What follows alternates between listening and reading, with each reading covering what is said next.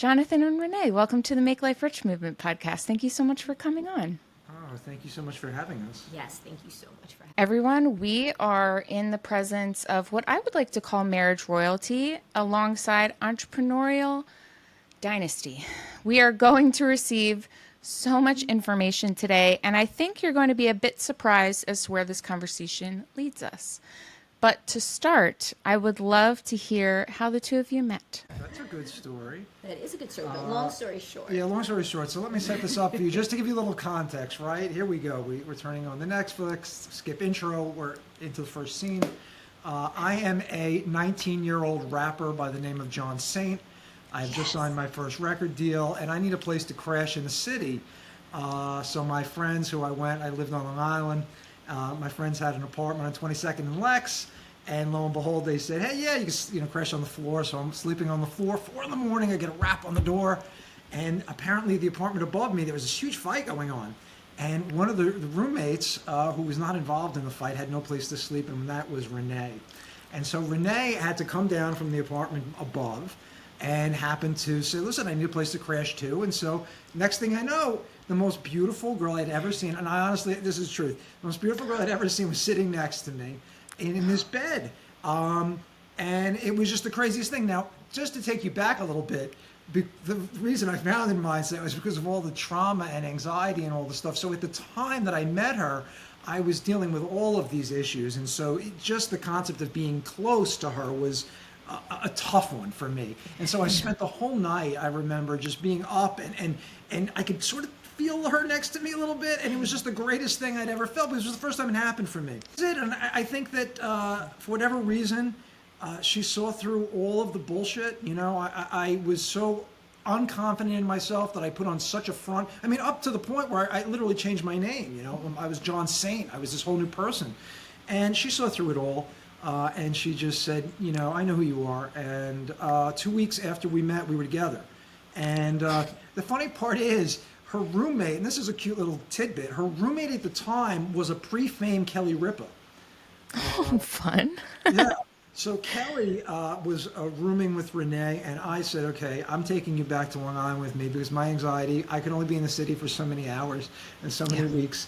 And I took her back to Long Island with me.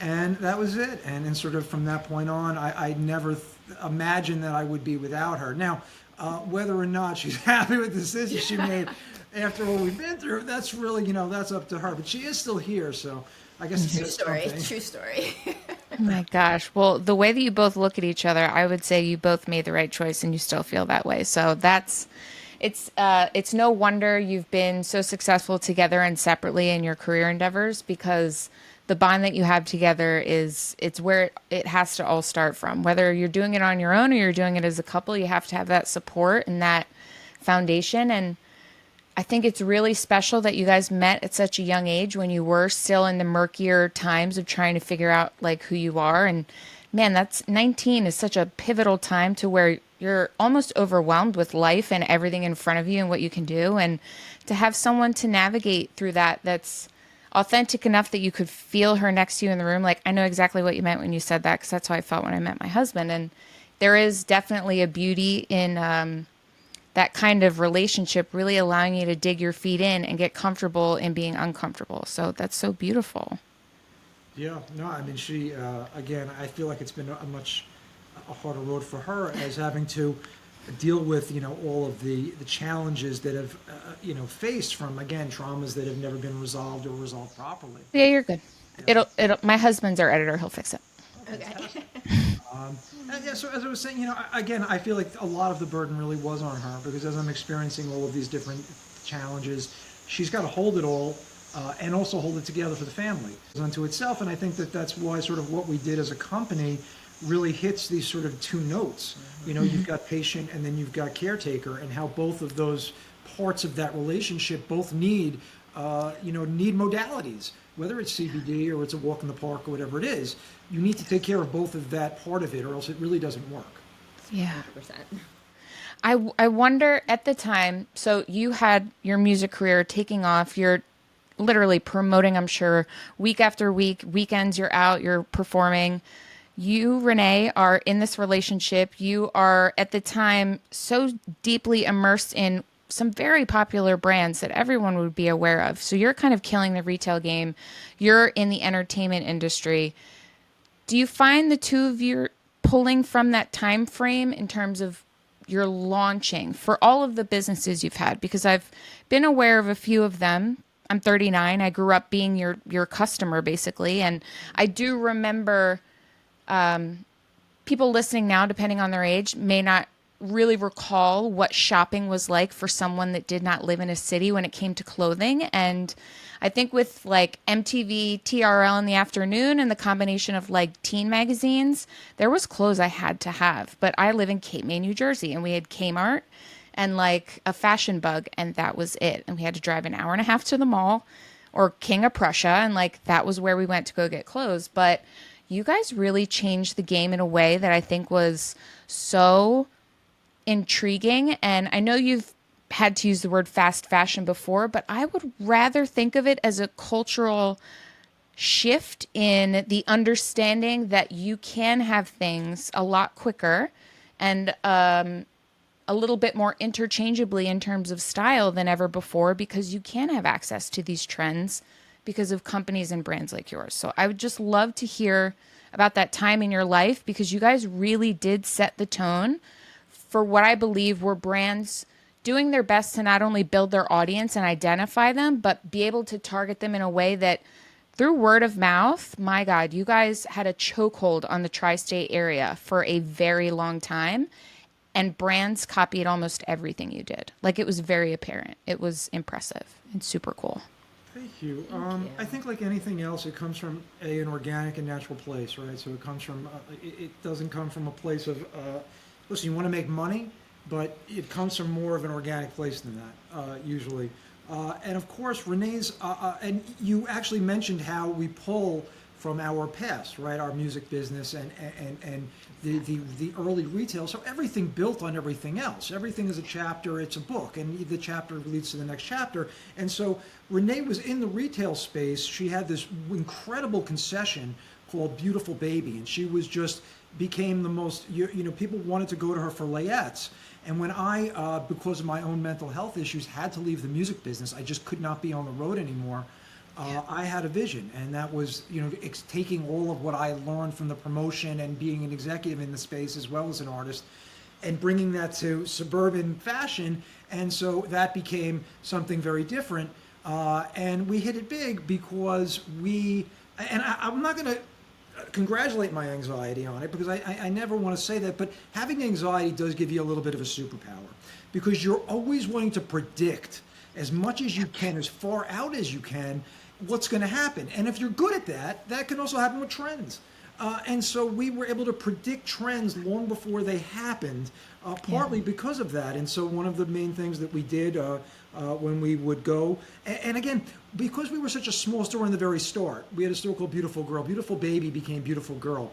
And because we were so small at the start, all the stores around us, the big names, they didn't want to see us succeed. And so we couldn't pick up any of the lines that everybody wanted. And what that does is it forces innovation. And so you have to go find things that no one else has. And so when you're going and you have the right eye and you have the right relationships, and of course we connected with a guy named Christian Audiger. Christian was the guy who developed Ed Hardy. And Ed Hardy became, a ubiquitous phenomenon in the United States. We were the leading distributor of Ed Hardy in the New York area. We were intrinsically involved in that, and we saw firsthand, obviously, how not only was social media just starting, but you were having how internet and celebrities work together, right? And so you could see how every celebrity was wearing these Ed Hardy t-shirts, and then every teenager in the suburbs wanted to buy them at $300 a pop. You could imagine we were doing quite well for quite a long time, and we kept doing that. And Renee was just absolutely incredible when it came to figuring out what these young women in the suburbs wanted next, whether it was solo that she discovered. And that became a ubiquitous item. I mean, every single person in the suburbs wore solos. It was just what people wore. To Paul Frank, the monkey, to some of those great brands like Da Nang and Trunk. Brands that if you grew up in the tri-state area were part of your upbringing. And that brought us to the next big moment in our retail evolution, right? So we're rocking and rolling. We're selling Ed Hardy at $500 a pair of jeans and craziness. And suddenly the recession hits. It's 2008. And wow, my customer base gets slammed because they all have their money with Bernie Madoff, right? And they are suddenly, wait a minute, grandma and grandpa, no, we can't go shopping anymore. And this was a big part of our business, these huge wardrobing shopping sprees every day. Grandma would come in or grandpa would come in and here's the black card, do what you need to do. And that stopped. And so we were in a very interesting position. Now, as being entrepreneurs, we were great at creating buzz and creating money, but not being great at saving money and those other things because we really didn't have the upbringing or the guidance. And so we were sort of left flat-footed. But I had a vision and I had a moment. And we went on sale. And when we went on sale, because we had to liquidate, right? There was no end to this thing. There was a line around the corner. And suddenly all the customers who hadn't shopped with us in months because of whatever reasons, whether they couldn't shop or they were afraid to shop or whatever it was, they all came out as soon as our stuff was 50% off and more. And that was it, boom.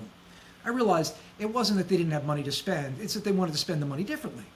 And so that became the impetus for the first, as you say, the first fast fashion or the first quick fashion boutique that we launched, which was Mixology Clothing Company. And Mixology was a very unique proposition because it followed a couple of things that were happening in the world at the same time. One was you had the rise of fast fashion businesses like Topshop and other things like that. But these were all private label, meaning they had a Topshop label in it. And so what I understood was that my customers were so used to labels, they were so used to buying by label, that we were going to have to figure out how we were going to take products that we were going to create ourselves, but then blend them with the audience so that they were going to accept them. And so we had to create our own brands. And that was sort of the magic of what mixology was. And so Gab and Kate was our first brand that was sort of fashioned after free people. And Gab was my first partner's daughter, and Kate is my daughter, right? And people don't know that. And Decker was our fancy top line. Decker's Renee's maiden name, right? So that was those are our Decker tops. And the great part was that at the height of when this thing was really working, because I was such a brand fanatic, brands were so important to me. I mean, fonts and labels and all these things mattered so much to me that when we would launch a new brand, they really felt like a brand new, real brand. New models, new website, new Instagram, new everything. And so the customer really bought into what we were doing. We had to come up with a great product every time. If the style was off, they weren't going to buy it, no matter what it was. But she was incredible in terms of curating those things. I was pretty strong in terms of how I got those things to market and got people excited. But here's the big kicker. Imagine through this whole thing, 2018 comes along, I'm at 20 stores. 20 of these mixologies are open, right? And we got this big e-com shop, Mixology. They took me off the sales floor, and I'm in this office now, and I'm running an office full of 50 girls, and we're doing model shoots, and everything's going on. And I'm in my office, and I swear to you, I'm crying half the day. I'm miserable. And I am just lost every desire about what I'm doing. It becomes so formulaic. It becomes so... I'm so taken away from the sales floor. I'm so taken away from everything that made why I wanted to do this part of this.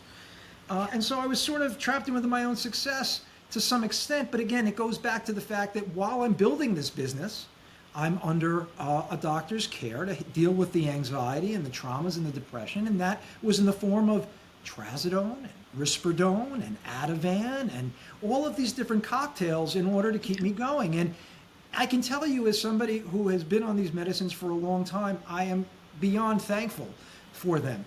But long term, they were not the answer for me because I could not be who I wanted to be, my real self. And so by chance, right, the universe is a crazy place. 2018, I think Women's Wear Daily named me like something like Retailer of the Year or something. And I just, like nothing. It was as if nothing happened. I just didn't feel anything. And by the way, this woman next to me, I mean, she's the most beautiful, she's the most smart, she's the most incredible. And again, you would say, why? What the fuck's your problem, dude? Like, what's your problem? You have her, you've got the business, your kids, each one of my kids. I swear to you is better than the next, and it's not because of us. I mean, maybe because a little bit of us, but they're really their own people, and they're incredible. So they go, what's your problem? They're my friends. Holy shit, my friends have supported me in every which way. I mean, every which way. So they're going, what is your problem? Why are you looking at like the window like you're about to jump out all the time? And I'm like, I don't know, man. I can't figure it out. Someone walks into the office and they say, listen, my husband's been using this oil and it's been really helping his stress. So I look at this thing, this little tincture, brown tincture. It's pretty ugly. It's got a cannabis leaf on it. And I go, what the fuck is this? Get this out of here. Yeah. You're like, no. Cannabis. Like the last time I smoked a joint, I was like 18 years old. It exacerbated my anxiety so much. I think I was under the covers for 2 days and I said, never again. You'll never catch me doing this again. Yeah. So all these years, I'm on these pharmaceuticals. Anyway, I'm at the end of my rope. I try the oil. I put it in. It doesn't taste great. It's oily. But the funniest thing happens. It's as if something gets removed. Okay? So if you have a drink, you get a buzz. If you smoke, you get a little high. But CBD was removing something. It was as if I had a mental toothache. And that toothache was getting dissipated. Right? It's like I had a migraine all this time, and suddenly it was slowly coming down. Now imagine going to the movies with a migraine. Imagine going out to dinner with a migraine. Imagine going to work with a migraine. Imagine you doing everything in your life with a migraine. You're not going to enjoy much. And so once I was able to figure out, wait a minute, this is actually turning down this migraine, I was a little obsessive in trying to figure out why, how, and how I was going to be able to continue to feel this. And so when I started to do the deep dive on my own, on the weekends and start to Google and go and look at the medical papers and see what CBD was and realize, oh my God, we have an endocannabinoid system. That system handles homeostasis. So it's very straightforward. We create endocannabinoids. Those endocannabinoids go where things are out of balance. But depending on how many endocannabinoids you have in your diet and your lifestyle, right? The craziest thing is nature, which I was never a big, like, nature's going to provide for us. Well, guess what it did? They created this hemp plant, has this little molecule, this CBD thing, and has the same chemical makeup as our own endocannabinoid. It's called a phytocannabinoid, made by a plant. But it's the same chemical makeup, so it affects our system the same way, bringing that balance. And so when I realized how simplistic and simple that was, and then when I found out what the actual the molecule was that actually is the main molecule that works on your receptors. There's two main receptors, receptor 1, receptor 2. It's called anandamide. And anandamide, the basis of the word anandamide is anada from the Sanskrit bliss. Mide. So it's a molecule. So it's the bliss molecule.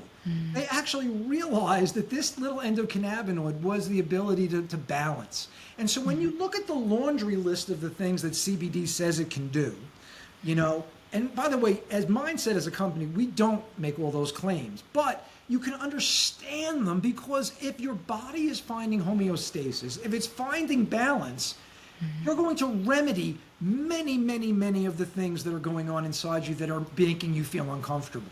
And I think that's the brilliance of it. Now, I took it one step further because I was all about mood, right? I was about mood. It wasn't about I had an ache or I had a pain. I had a mental ache and a pain. Yeah. And so I started to really understand by doing some research on the THC space and understanding that there was this big debate in the space about how people were getting to specific moods and how they were getting to specific outcomes with specific strains. Why would one strain make you happy? Why would one strain make you sleepy? It's the same thing. And so I realized that the magic of it was terpenes. And that was what it was. And for people who don't know what a terpene is simply an aromatic oil created by fruits and plants. And it's actually created to ward off insects. That's what it's made for. But they've been using it in the food industry for a very long time for flavoring, and they've been using it for coloring for a very long time. Now, on the cannabis side, they have been using it by accident to get you to a specific strain. So if you have a strain that's going to make you a little happier, you don't realize, but that strain is high in limonene or high in pinene. And these are two naturally occurring terpenes that will occur in the hemp plant in different formulations and in different ways. And so when they're growing different strains, that's basically what they're growing. They're growing plants with these different terpene formulas. Now, what we did was we said, okay, I don't have time to grow a plant with the specific. I said, what if I took a botanical terpene, a pinene from an actual pine needle, and I infused that into my CBD? And lo and behold, it had the most incredible effect. And what we were able to do was actually use a very low dose of CBD, which is very important because everybody's racing to this high milligram level because they think that that's what people are looking for. They don't realize that's not where the efficacy is found. The efficacy is found in the systematic uniting of all of these elements. You know, it's the CBD is balancing, but then in our happy formula, we're using limonene. And then that limonene is going to uplift. We'll add myrcene, and that's going to help a little bit as well. And then for each one of our formulas, we're tweaking that terpene or that supplement or that adaptogen in order to get you where you're going. So imagine CBD as a canvas. It's a blank canvas. And now you can create on that canvas anything you want because now you're back to balance. So that is the very basis of it. And happy was my first formula. Calm I had to create so I would stay married. Is my go-to. And then, of course, we went down the things. You know, what did I need in my life? You know, what was I lacking? Well, focus. You know, we launched it during the pandemic. You know, to get back to the mixology story, because I did take us off that route for a second. I'm gonna circle back real quick.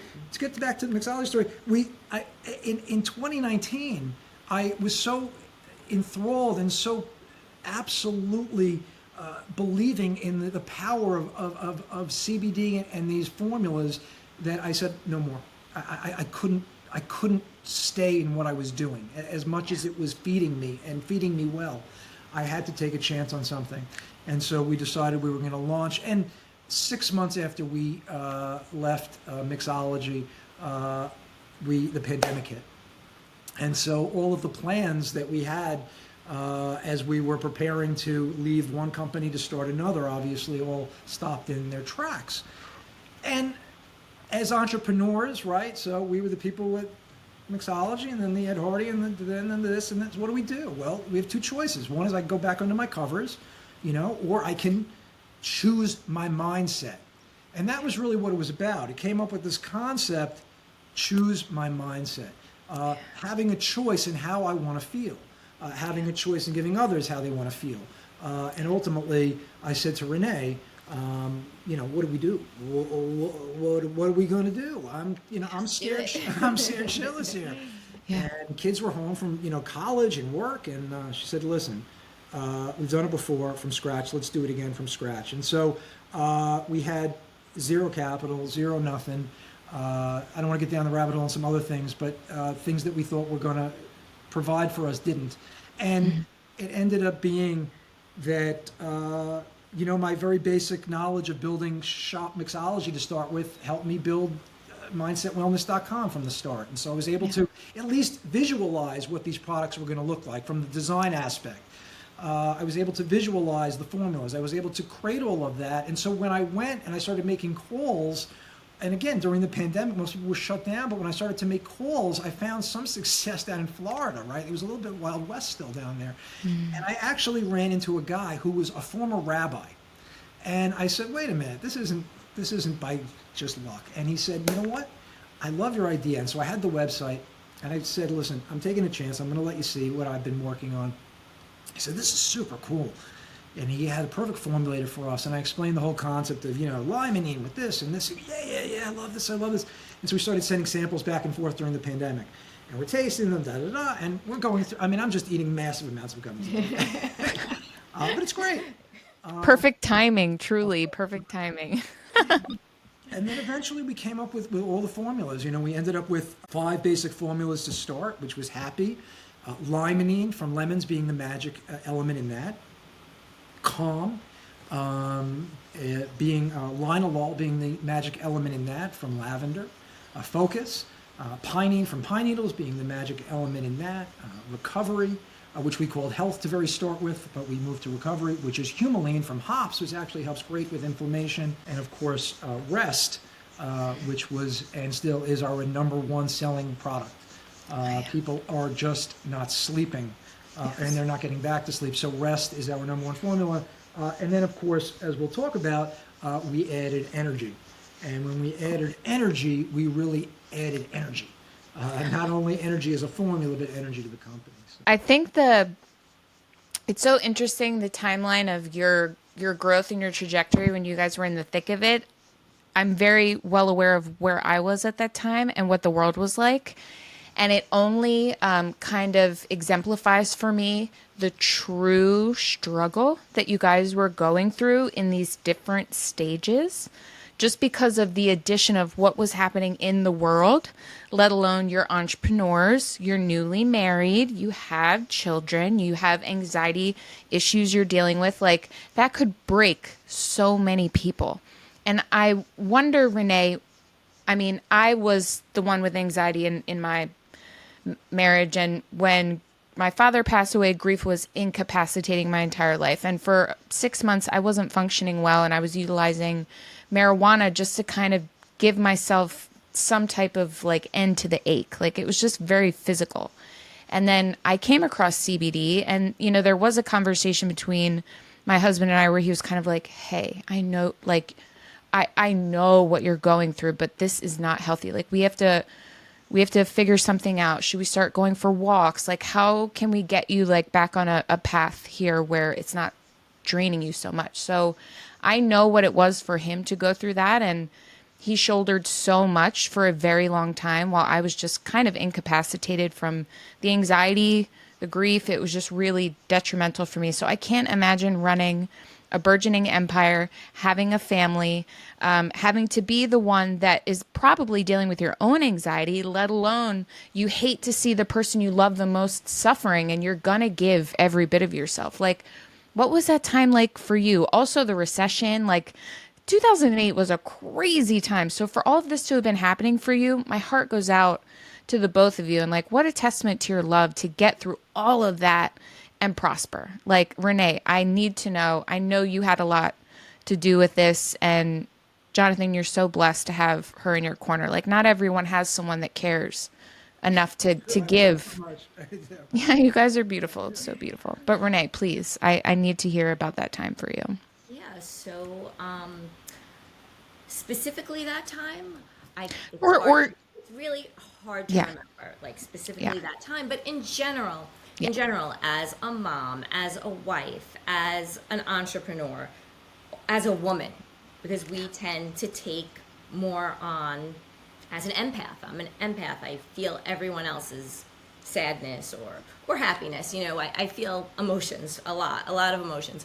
So it is, you know, wait, you're not in the... So I was trying to give you the yeah. Oh, perfect. Just squeeze on in. It is, and you know what, with anxiety, sometimes you don't even know that you're experiencing it. For example, I couldn't sleep. And then when I woke up, I would wake up with, you know, an icky feeling in my chest, something that you can't explain. I might not have wanted to talk to people. Out of the house in the morning, you know, and I don't like to say harder, but it was just more of a challenge. I did it. I did all the things I was supposed to do, but each thing felt like more challenging. Every day was just a challenge. The little things in life that are normal just felt like an extra challenge. Yeah. And so eventually, you know, I learned how to meditate.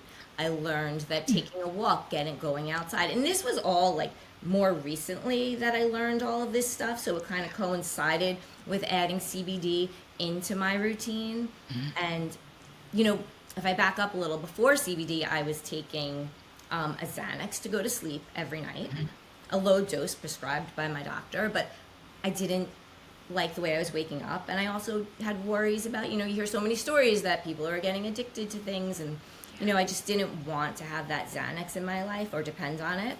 And I was taking a Buspar during the day for anxiety.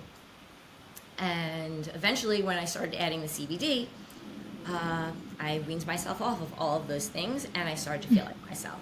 So that's, you know, basically how I got through it and still get through it. Yeah. And I love so much I'm sure you've thought this before, but I love in my conversations with entrepreneurs the full circle moments. And for you to both have gotten through that time basically like just gunning it, like, you're doing your best, you're utilizing pharmaceuticals but not liking it, and really having hope that everything you're doing is leading to the right place. And then not too many years later you're literally creating the company that you would have both went out and bought to make this time a little bit better for you. Like I'm like tearing up over it because it's so, for those who haven't tried CBD, or if you have any apprehensions, we're certainly going to get to why you should at least give it a try once, maybe twice. So But can I I can, add something oh, to go that? ahead. Yeah, please. Sometimes it takes more. It takes like, some people don't think it works because they're not giving it the try it needs.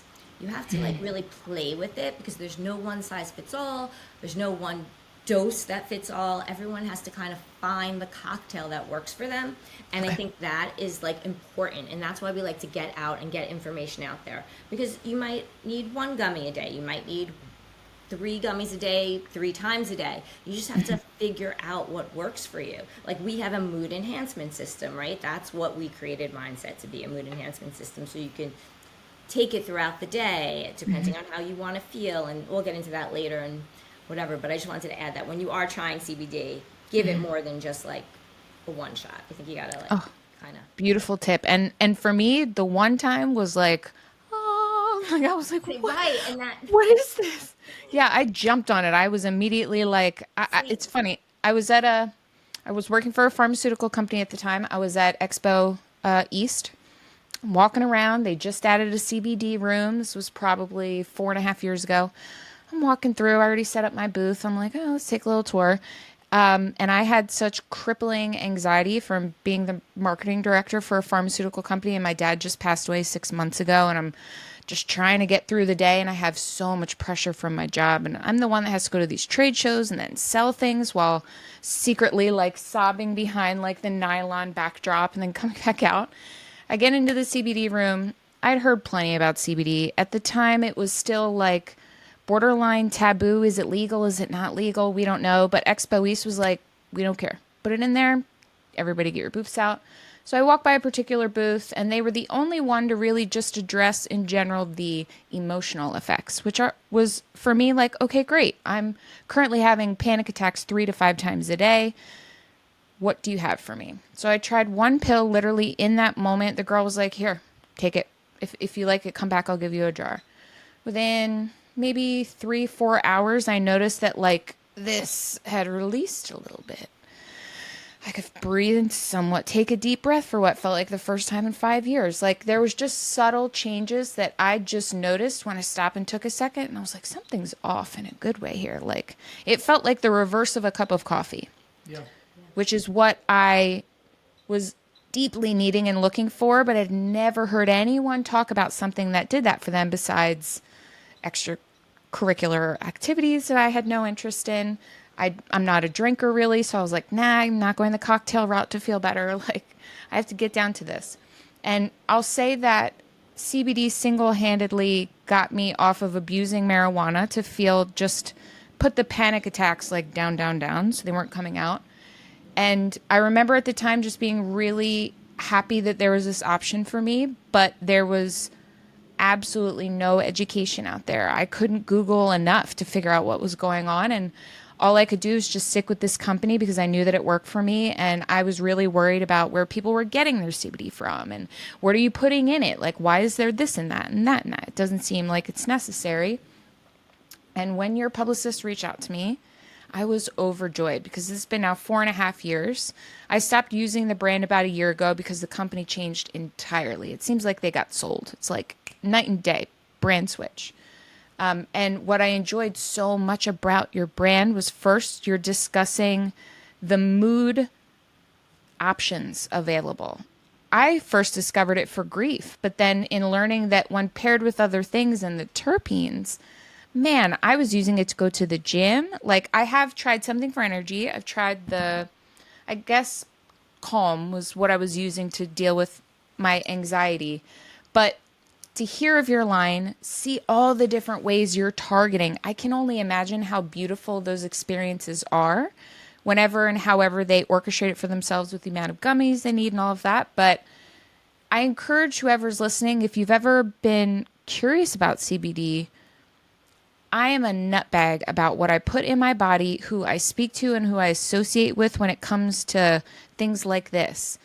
And the Shapiros have not only done all the work for themselves, they've done all the work for you. It is an absolute no-brainer. If you're in a place where you're ready to try, click the link in the show notes and just maybe give a bundle a go. They have a ton of bundles, which I would love for you guys to just go down the line. I know you explained the terpene for it, but I love your bundles. You just have really put together everything for everyone in a way that I also really enjoy, because you're taking the thinking out of people being like, oh, I don't know what to pick. What should I pair together? What should I use for this or that? So could you tell us a little about your bundles and some of the different ways in which they could take your different mood system pieces? Absolutely. Yeah, sure. So let me show you one of our bundles here. We have it with us, right? So this is our popular Mom's Time Out, right? And so what's cool about this is you get 3 different gummies in here. You get a happy gummy, happy, calm, and rest. The 3 things all moms need for a time out, right? And so we understood that this was an interesting product, but when we partnered with Liz Stern, who is the diva mom, right? She is a very well-known person on the Upper East Side here in New York, and she's got a huge community of women who look to her for remedies and for different ways to feel good. We knew that this was a perfect partnership. And this is what we understood from the clothing business, and before that the music business, is that these collaborations and these partnerships are so impactful and so important. And so there was a reason for Mom's Time Out. It wasn't just fun, even though there is a novelty to it. There was a reason. It was really because there was a retreat, and moms needed modalities in order to really navigate what they were dealing with. And then, of course, we have our dating survival pack, which is one of the most brilliant young podcasters, Alana Dunn, from Seeing Other People, very early on was a fan of our products, and she was using our happy gummies before a date to get in the right mindset, and then calm gummies so she wouldn't text back too quick. And this is a true story. She just got married using this technique. And so we had the dating survival pack, and basically you get 10 happy gummies, 10 calm gummies, and so that'll help your dating journey. But the whole idea is that, again, making things that are accessible, making them easy to understand, taking things that are stigmatized, because just like 4.5 years ago when you first got into the space, there was no information. Well, guess what? 4.5 years later, there's misinformation, tremendous misinformation. And so what you've had is the space got filled up, that vacuum got filled up, but with a lot of bad stuff. So you have tons of intoxicating CBD brands out there. I've talked to people all day long, and they say, I'm in the CBD business. I go, really? What oh yeah, it just gets you a little high. I said, no, that's really not CBD. That's intoxicating CBD that you got around the farm bill so you could sell illegally, really, in my mind. And it becomes a challenge for people who don't know a lot about CBD, because they'll come, when we're at live events, people will come up to us and be like, oh no, I had a terrible experience. I got high, and we have to explain, okay, mindset wellness does not get you high. If there's nothing wrong with it, just not it's funny, what we're about. We're about wellness. I think we're probably going to have to make some packaging changes, even though I was so resistant to it. When I first started, I wanted to be the most transparent human being on the planet and have CBD on everything. I wanted to say CBD gummies, CBD. But that word, as I said, has become ubiquitous for other things now. And so people are more used to hemp or hemp-derived or plant-based. And that's sad to me, because CBD is such a beautiful molecule, and the way that it's being used, whether you agree with it or not, I think confuses the audience who's looking for that wellness and who doesn't want to get high. Because, I get my customer high one time, they're not coming back. There is definitely something to that. And for those that are listening and you're like, all right, well, I want to understand, but I also don't want to get too deep into knowing why, but when they're hearing, well, how does theirs get me a little high, but yours doesn't? It's such a plant based, like, it's a science thing. It comes down to the molecules and what's happening with it. But when I say that for them to be focused on the emotional well-being, what mood are you looking for? You can trust that they're already taking into consideration the balance of the terpenes. Sometimes you can have a CBD that has way too much of something in it, and you're like, oh my God, I fell asleep on the couch. Like, I just took a 5 milligram. I don't understand how I knocked out so quickly. So there is ambiguity across the board, across the industry of, it's like there's no size guide, like there's no one size pant for women's line. There's, like everyone is just poking in the dark to create what they're going by milligrams or however the ratio works out. But what I want to stress and get across to you as a listener right now is that the mood enhancing benefits of the line that they have formulated and created is something that is more like it's just innocuous. It's something that you'll just wake up every day and realize, yeah, I'm going to take one. Like, I'm going to start my day off with some energy. I know I've got a big day ahead of me. I have this, got to take kids here or there. And you will forget you have taken it until the moment where you realize, wow, I'm feeling really good. Feeling energized. Then your mood changes and you're happier because you've got energy during that 3 p.m. slump that would typically have you pulling into Starbucks. Or maybe you're having terrible sleep, so you decide to take the rest formula, and you wake up the next morning and you are more relaxed than you have been in a while, and then you remember, oh my gosh, I took the rest last night. That's why I feel like this. The payoff of one gummy or whatever the serving size ends up being for you goes beyond the thoughts of well-being. It is truly affecting your day and how you move through your day. You can either move through your day with energy, with peace, with, or wind down properly and get to bed without it having to be a glass of wine every night. Like, there's such a beauty to having autonomy over choosing those moments for yourself and not having it be something that then maybe later you feel a little bit of guilt because you had to use something in a negative fashion to get that end result. Your product is simply awakening the part of the body that's gone a little dormant because we are flooded so much in our day with things that are not helping our system. And what you are getting with Mindset Wellness is an array of things that are going to help you to take back control of your autonomic system and how you're responding to things. You may find that you don't need a cup of coffee in the morning once you get to feel what energy does for you and when you want to use it. You may not need that glass of wine or that like boatload of melatonin or the Xanax at night because you're utilizing the rest. For me, I don't even know how I would have gotten through work in an executive position with everything I needed to do, having 5 panic attacks a day without having that tool. And I would imagine that I would have either had to quit my job or I would have been fired because I just wasn't capable of doing it.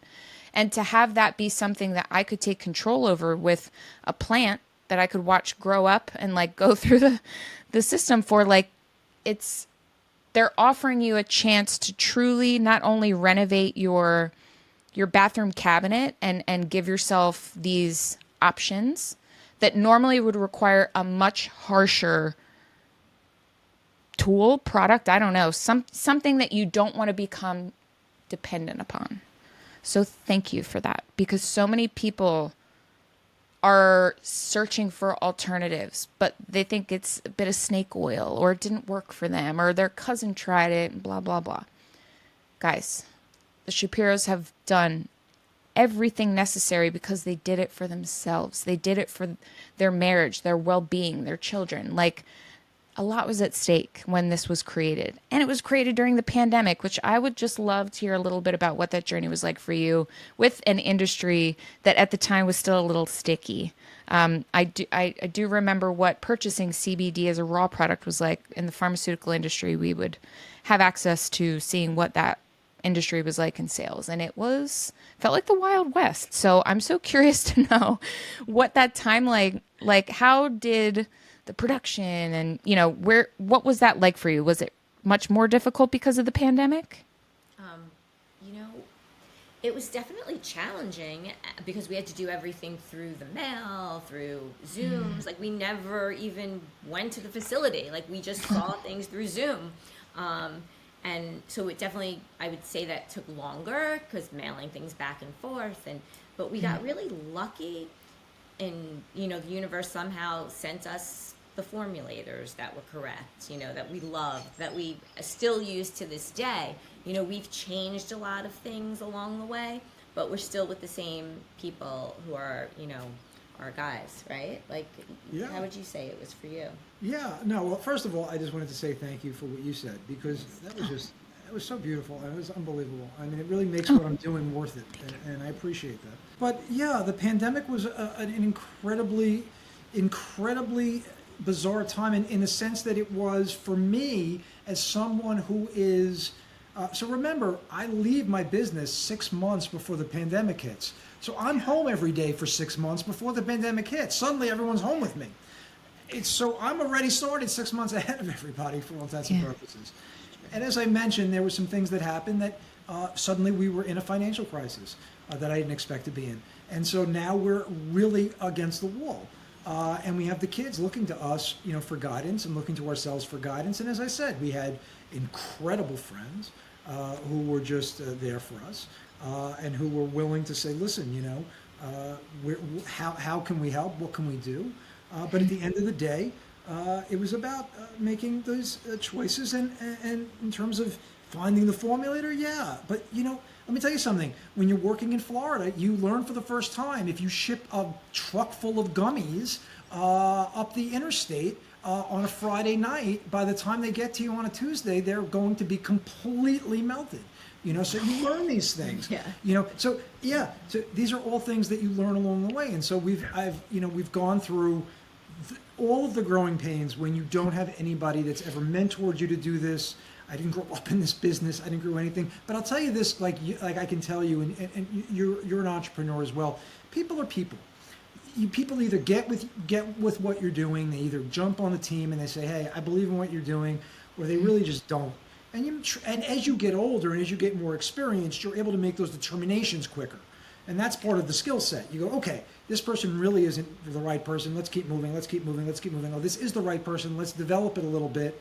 And as Rene mentioned, we've been with the same co-packer, the person who has a very large-scale operation, because the efficacy is so freaking good. It's not because I've had no problems. It's not because I've had no issues. Everyone has issues, but I'm not going to give up if my customer, if me, if my wife, if we're feeling good, there's almost nothing I won't deal with as long as I can keep providing that efficacy, right? So the product really works. And listen, like Rene said, along the way, when we started, we had one gummy that had this in it. And then we said, okay, is there a reason why it can't be vegan? No, there's no reason. Okay, vegan gummies from now on, right? Then the next thing, is there a reason why it has to have, corn syrup in it? No, there's really no reason. Okay, let's get the corn syrup out. And that was the process. And so each round, you would keep evolving it and changing it and getting it better and better and better. Now, many companies do that in a lab until they're very happy. We did it in real time. That's the way we've always done it. And, listen, our biggest problem right now is we have sold out products because we were not able to keep up demand on our rest products. And I know it sounds like a champagne problem, but it's a real problem because when people demand or people are depending on you to get to sleep and they've come to trust you and now you can't get them that product, I mean, it's keeping me up, literally keeping me up all night. And you can only push people so far because, again, our products are made very, very craft. The beta-carotene has to be specific, and the way that we craft each thing has to be specific. And so we're pulling these terpenes from different sources. They're not just, naturally occurring. It takes time. And so right now, as we're speaking, I have customers that are, getting crazy, and it's the worst feeling on the planet. I know I'll get them their products, but that's it. And that's still the evolution of a small business. When you talk about what was the business like at that time, it was insane. But I never saw myself as a CBD brand. I always saw myself as a wellness brand that used CBD. And so while I went to cannabis conferences, and I was invited to Luxury Meets Cannabis. I spoke. I've been to the New York Now show. I've done all these things. As a CBD brand, ultimately, we're really a consumer packaged goods brand that really uses CBD as an element. At some point in the near future, CBD, obviously, as you know, cannabis itself, as a wider scale, is probably moving from Schedule 1 to Schedule 3, right? That's a huge change. So you're in the same category as heroin, now you're in the same category as Tylenol. Not CBD is not in that category. CBD was never in that category, but cannabis in general was in that category. Yeah. So what happens is that now going forward, you're going to find less and less and less people being concerned about CBD as an element, and it's just going to be simply one ingredient in a gummy. So you'll be able to go to CVS and you'll be able to get a Mindset Wellness gummy. It'll have CBD in it, but that's not why you're going to buy it. You're going to buy it because of how it makes you feel. That's really what it's about. It's not about how much is in there. It's what's the end result. Is it making you feel better or not? Man, you really just sparked for me. So I have a lot of friends that have tried CBD, younger, older, across the gamut, and for them it didn't work. So for you stating earlier, different serving sizes for everyone, I never really thought about that, but it's true. It's a plant-based item. It utilizes a system that we have, that it has. Everyone is different. You're going to have a different tolerance to sugar than someone else. Of course, you probably have a different tolerance to cannabinoids. So I want to encourage anyone that's like, poo-poo, I've tried CBD. You can get CBD in toothpaste now. It's everywhere. Yes, it is. However, as my husband is in the cannabis business, very familiar with terpenes, but only recently did even the cannabis industry start understanding the true benefit of every single terpene you just stated earlier. So people are recognizing now, as you said, you're turning down the CBD and turning up the terpene. The terpene could have come from an orange. It could have come from a grapefruit. It could have come from an almond flower. Like, terpenes are in any single thing on any plant. If you smell a little scent, that's a terpene.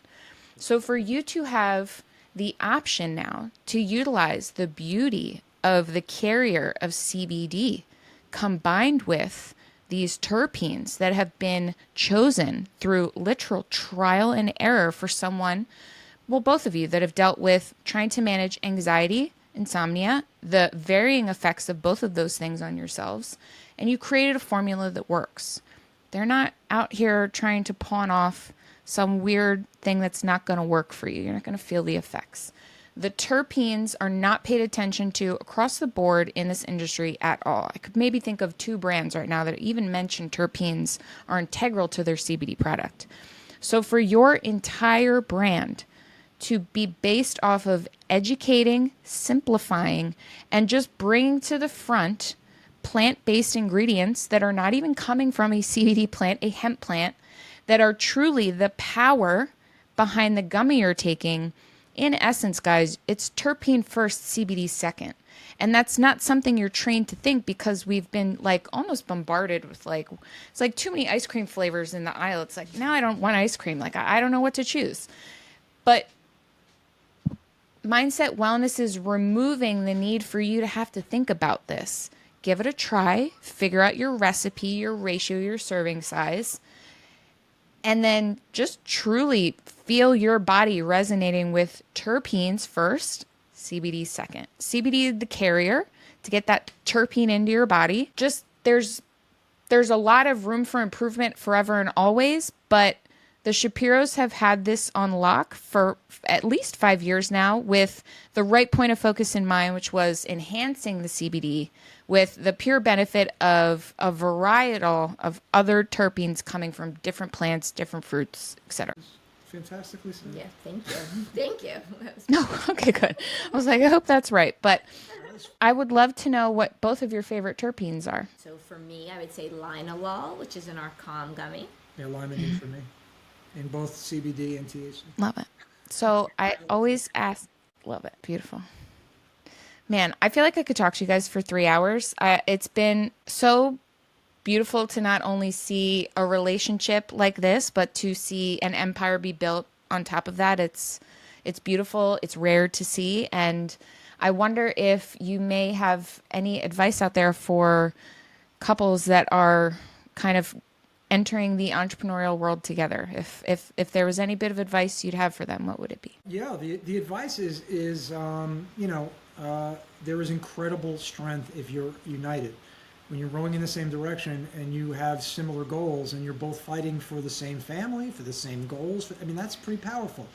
But the problem is that business can create stress and business can create demands, and sometimes you would put demands on an employee differently than you'd put demands on your wife as an employee or as a wife as a partner. And so you may speak to them differently because you don't want to have to go through the ruminations that you may have to with somebody else because you're so tired of all the pleasantries. But if you don't provide those pleasantries to your own wife, or she doesn't provide them to you, then that becomes a stressor overall. So the advice is that if you're if you're rowing in the same direction, you're in a great position. Also, you're going to grow at different times. It's very rare you grow together, and so be there for each other when she's out and she's figuring out what the meditation is or what her thing is. I don't get all of it. I don't understand it. I respect it. The manifestation, I've come to believe some of it. I'm on this podcast with you. I think I got here somewhere. So there is something to that. So I don't disregard it, but at the same time, she's growing her own in her own thing. And again, the way that I am, visions and thoughts don't always cue with her instincts on business. And so when you come to that point, you really have to separate your marriage. But ultimately, if you're willing to, and this is the big thing about both of us, is that as long as you're willing to take the big view constantly, which is we're here for a real short time. I mean, listen, let's not pretend we're so important and we're all this bullshit. We're here for a short time. Let's be here. Let's create something. Let's do something great. If I can, I want to leave a better place for my kids. Maybe give them a couple of bucks. That's what I'm looking to do, and that's basically it. And once you think that way, then the rest of it is kind of it sort of falls into place. Love it so much. Yeah. Renee, what would you say? I would say, always be open to being wrong. Come in with always thinking everything. And just be open to being wrong, because even if it's 5% wrong, like I feel like the more communication and the more you're willing to give and take, it's a lot of give and take. And just, choose your mindset, go in with the right mindset for, that's how we got to the thing, choosing the right mindset. Is that I very often, especially people when you're first starting a business, you become ultra focused on competition and your competition. Let me tell you something, that is the biggest waste of your time on the planet. At the very top, and I thankfully have worked very hard to get to where I'm in rooms with some really wonderful people. It's all about collaboration. There is no competition. Okay, everybody eats, everybody does well. At the very bottom, everybody's trying to kill each other. It's meant to be that way. Don't fall into that loop because it just will stop you from focusing on your own business. And trust me, nobody's got it figured out. The guy down the street may seem like he does. He doesn't either. That's the best advice I can give. That's great advice. That's beautiful advice. My gosh. Whew. This went by quickly, but I have one final question that I always ask my guests. And I can ask you both at the same time, and you can answer as you feel fit. But Jonathan and Renee, how do you make your life rich? That's good. Honestly, right now it's surrounding myself with people that are improving me every day. It's an honor to be in the rooms that I'm in right now. I don't take it for granted for a second. The people that I'm talking to, the people that have come to mentor me, the people that have come to be part of my journey, I take it seriously, and that to me is a testament to at the end of the day, you want to learn. You want to learn more stuff. You want to be around people that are going to give you more than you knew before you walked in the room, and that's all you can hope to get. So. Ah, beautiful. Great. Love it. For me, it's trying to be present, to be in the present moment and appreciate every moment that I can. Just look at the moon more, look at the stars more, sit in the sun more. Even if it's for 5 minutes, just appreciate the moments, all the moments, because they go by quickly. Such beautiful ways to spend your time. I love it. And it's very inspiring to hear that someone at the level that you have both reached are still growing and still expanding your presence, and that's That's beautiful. We always have room to grow, and that's such a cool thing to see. And I'm sure it's a testament to why you guys are so awesome, because you're growing, you're increasing your piece. There's just so much good vibes coming from you, and this conversation was so beautiful. And I thank you so much for your time. Yeah, and I honestly, I can't thank you enough, because it's, in this business, as you know, you're always giving out. I'm receiving from you, so thank you for that. Oh, thank you. It was a true pleasure. You guys are a joy, and man, I don't know if you care to sell the business when it hits a bill, but like, you guys are future billionaires with this. You're going to be serving and helping millions of people to find the relief and the support that they've been desperately looking for in the wrong spaces. And it's my joy to have spoken to you and to learn about your business. And I'll be watching. Thank you.